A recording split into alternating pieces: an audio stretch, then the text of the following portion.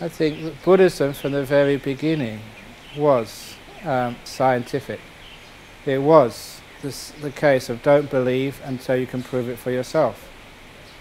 And this is an aside maybe to the whole interview, but someone like Pythagoras, he didn't just do his Pythagoras theory, he was a philosopher. He had a school in Greece with many, many students, and he is quoted as saying, I got all my philosophy from the Indians. And so this is a place where science as we know it started to begin with a way of inquiry, influenced by the Indians. And those Indians would have been Buddhist monks. They're the only ones travelling in that area. At that time, that was the most prominent philosophy in India. So straight away that we have, from the Aristotelian schools, we have a huge influence of Buddhism there, which has gone unacknowledged, which is a great shame.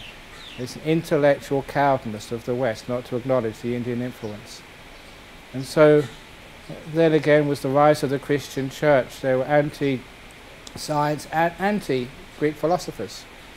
And it took a long, long while until eventually that people like Francis Bacon came along and started establishing a questioning philosophy, whereas the Christianity at the time would be very much belief, take what we say as true and don't question. But he who started the path of proof, the way of disproof, he said. You have a theory, you posit it, and the job of the scientist is to try and disprove it. Not to try and prove it, but try and disprove it. And that's very similar to Buddhism. Don't just believe in these things. Try and prove it or disprove it, see if it's false.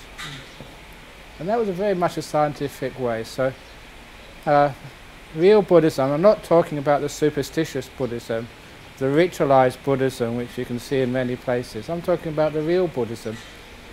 But that real Buddhism, the Buddhism of the suttas of the early time of the Buddha, I mean that is highly scientific. It follows scientific paradigms of don't believe until you can prove it. Posit theories, test them out.